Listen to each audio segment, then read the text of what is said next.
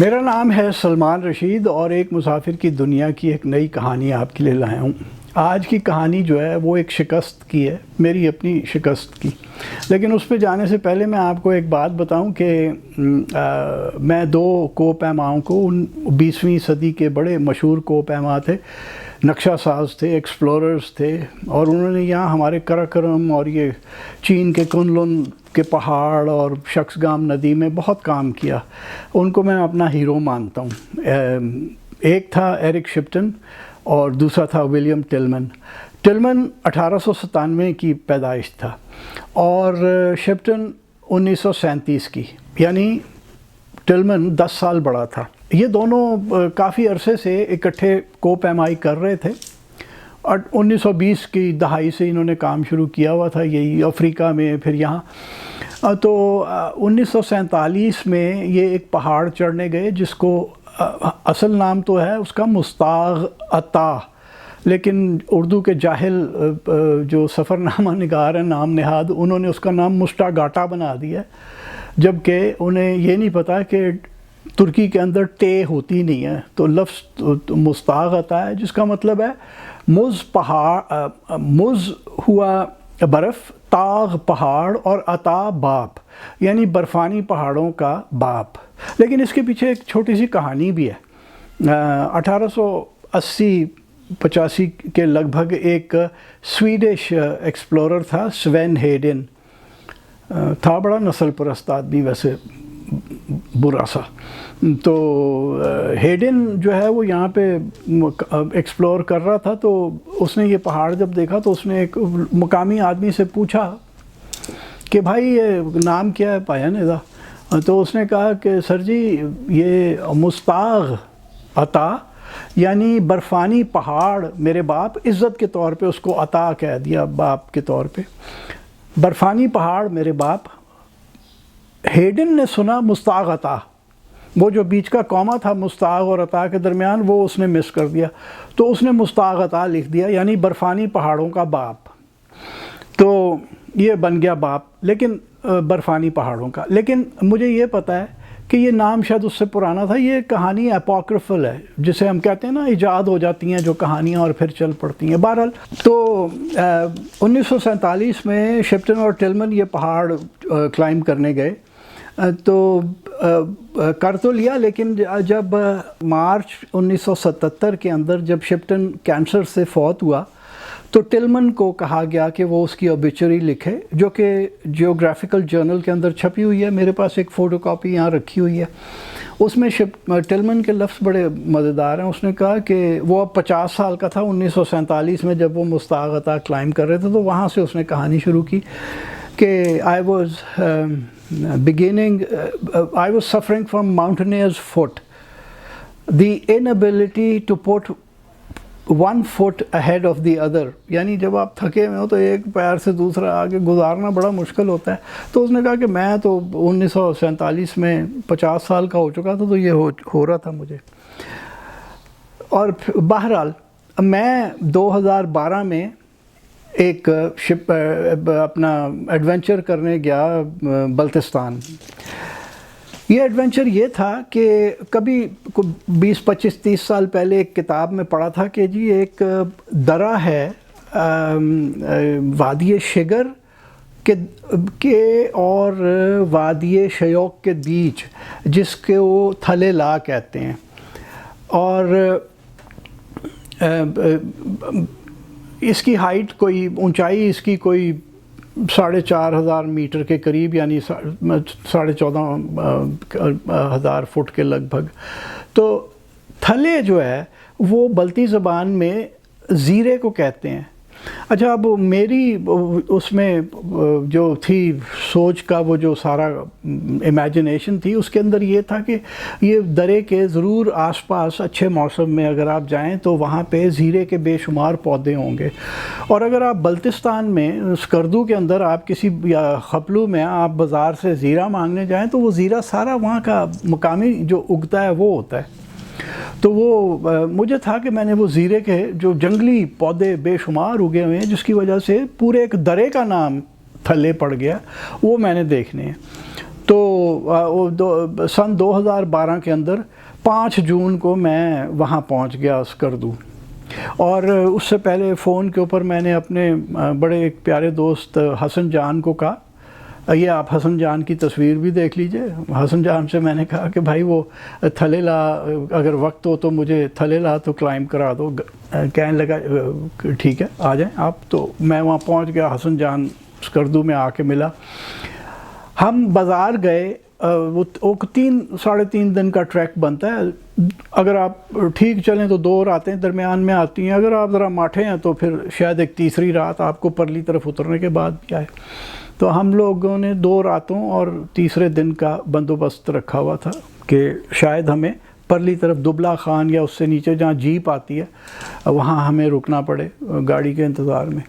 تو سامان خرید رہے تھے، تو وہ جو دکاندار تھا اس کا ذرا جو مزاح کی حص تھی وہ اچھی تھی، اور تھوڑی پنجابی بھی اس نے سنی ہوئی تھی کیونکہ اتنے اب پنجابی ادھر جاتے ہیں، تو مجھے کہتا ہے یہ وہ تھا بلتی مقامی آدمی تھا، کہتا ہے یہ تھلے لا ہے، تھلے لا نہیں ہے جو آپ لوگ کرتے ہیں پنجاب میں، تھلے لا۔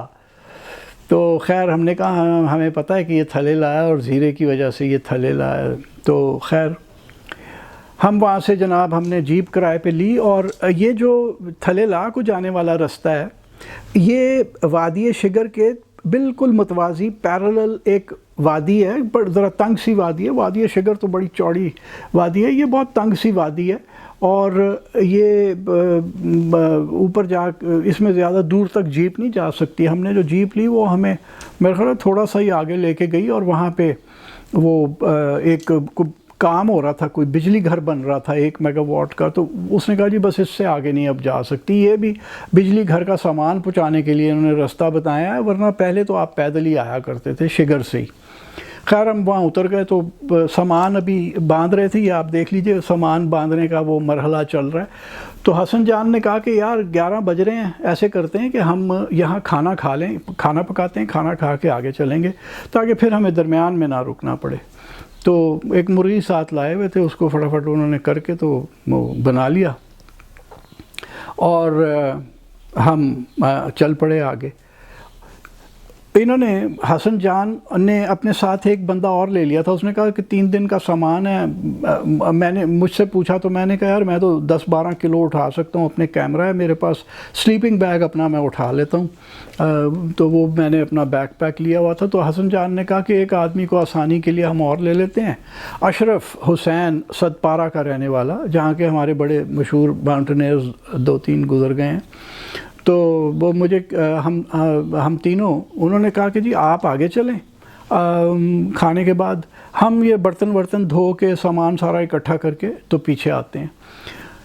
خیر میں چل پڑا، وہ میرے پاس نقشہ تھا، اور میں نقشے استعمال کرتا ہوں، امریکن آرڈننس سروے کے نقشے ہیں U502 سیریز، اگر کسی کو چاہیے ہوں تو یونیورسٹی آف ٹیکسس کا ایک ویب سائٹ ہے جس کے اوپر یہ سارے نقشے پڑے ہوئے ہیں انڈین سب کانٹیننٹ کے، سوائے کچھ حصہ ہے بلوچستان کا جو پتہ نہیں کیوں نہیں ہے، اور یہ سروے جو ہوا ہے یہ 1950 کی دہائی میں ہوا ہے، اور یہ کانٹور میپس ہیں، تو ان سے آپ کو ہائٹ بھی پتہ چل جاتی ہے، تو ذرا آسانی ہو جاتی ہے۔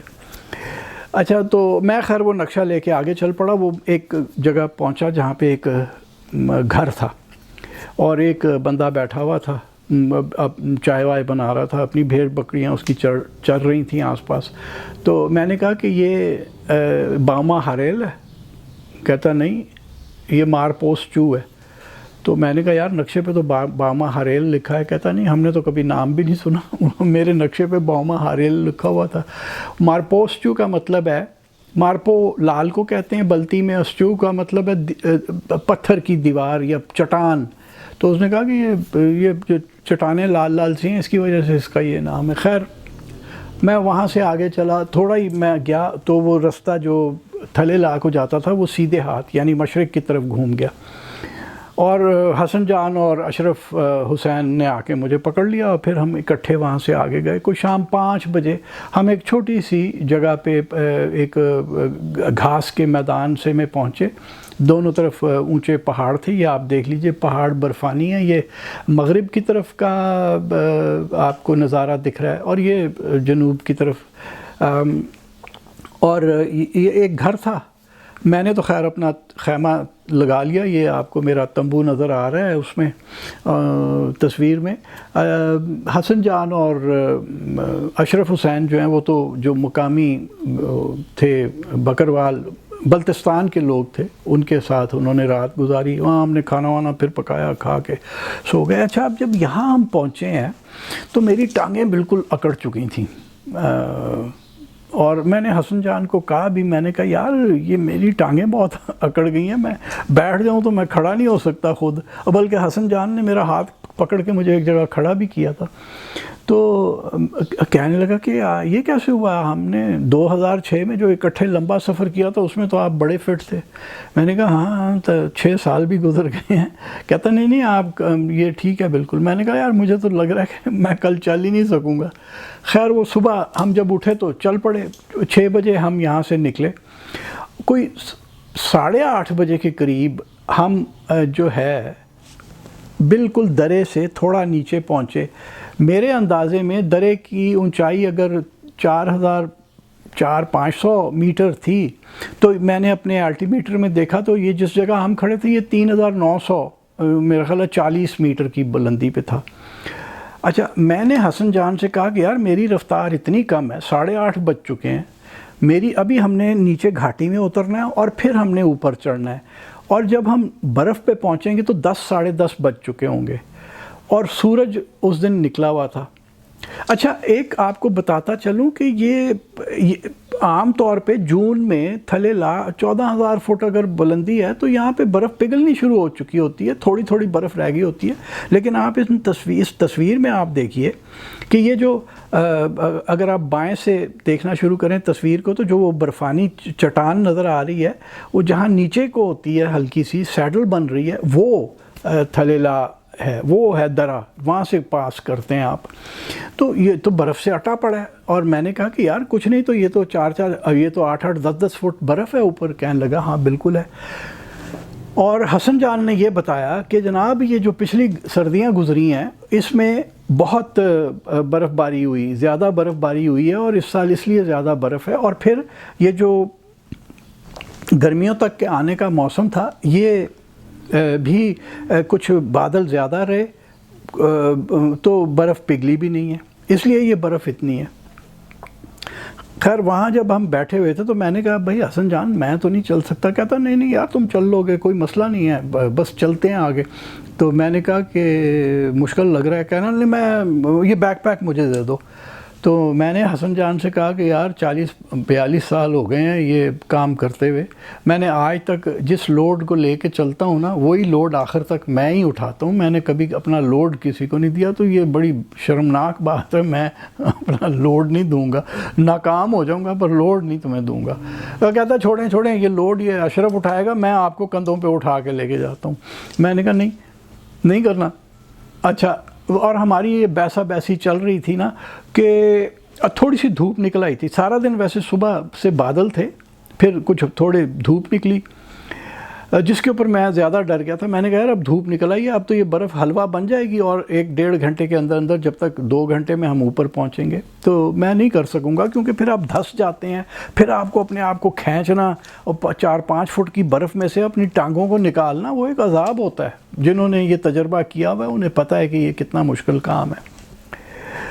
خیر وہ ابھی ہم یہ باتیں کر رہے تھے کہ شمال کی طرف سے ایک ٹھنڈی یخ ہوا چلنی شروع ہوئی ہے اور ساتھ ہی اس کے کالے بادل آئے ہیں, اور ان بادلوں سے پہلے کچھ بوندا باندی ہوئی, پھر سلیٹ گرنا شروع ہوئی. وہ جو بارش کے قطرے جم جاتے ہیں وہ گرنا شروع ہوئے, اور وہ ایسی سپیڈ پہ آ رہے تھے, وہ ایسے جیسے ہمارے منہ کے اوپر, ہمارے ہاتھوں کے اوپر وہ یہ 12 بور کی بندوق نہیں ہوتی, شاٹ گن کے جو پیلٹس ہوتے ہیں ان کی طرح آ کے لگ رہے تھے. اب ہم حسن جان اور میں وہاں بیٹھے بحث کر رہے ہیں کہ جانا ہے نہیں جانا، میں نے نہیں جانا، وہ کہہ رہا ہے نہیں جانا ہے، یہاں تک آ گئے ہو اب تو جائیں گے، یہ 500-600 میٹر کی چڑھائی ہے صرف، یار یہ نہیں تم کر سکتے۔ میں نے کہا نہیں کر سکتا، یہ ہم بیسا بیسی کر رہے تھے اور ٹھنڈی ہوا اور برا حال۔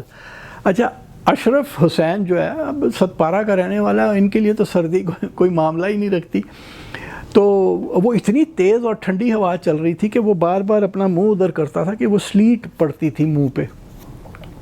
وہ کہتا ہے جی آپ لوگ یہاں بیٹھ کے بحث کریں، اور مجھے پتہ ہے آپ لوگوں نے جانا نہیں ہے، یہ بڈھا نہیں جا سکتا، آپ لوگ واپس آ جائیں گے، اور میں جا رہا ہوں۔ اور وہ پیچھے کو چل پڑا، تو خیر وہ ہم بھی بادل انخاص تھا اس کے پیچھے چل پڑے۔ تو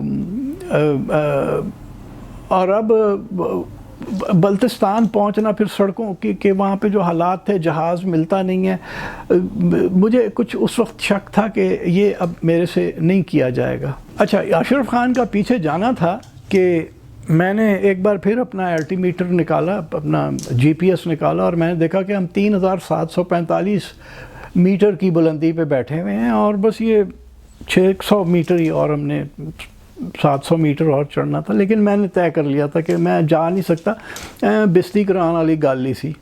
تو میں نے کہا یار بہتر یہ ہے کہ ہم نکل چلیں۔ ہم واپس آ رہے تھے تو میں نے حسن جان سے کہا کہ حسن جان یار یہ نا میری شکست ہے، ایک تو ہوتی ہے نا ناکامی، کہ آپ ناکام ہو گئے پھر آپ دوسری دفعہ آئے اور کامیاب ہو گئے۔ میں نے کہا یہ مجھے اب پتہ ہے کہ میں تھلے لا کرنے دوبارہ نہیں آؤں گا۔ اس نے کہا نہیں آپ کو اگلے سال میں نے بلا لینا ہے، اور ہم نے یہ تھلے لا اکٹھے کرنی ہے۔ یہ 2012 کا ذکر ہے، اب 2022 آ چکا ہے، اور میں آج تک نہیں گیا تھلے لا کرنے کے لیے ٹریک۔ حسن جان نے کئی بار کہا کہ آ جاؤ آ جاؤ آ جاؤ، لیکن میرے سے نہیں گیا۔ تو یہ نا یہ جو جانا تھا وہاں پہ، یہ ایک قسم کی پکنک سی بن گئی۔ آپ یہ تصویریں دیکھیے کہ حسن جان یہ ہری جیکٹ والا اور اشرف حسین جو ہے یہ اپنی وہاں پہ تصویریں اتار رہے ہیں، اور انہوں نے بڑی مجھ سے بھی بہت ساری تصویریں اتروائیں، اور ہم آخر کار وہاں سے ناکام واپس آ گئے۔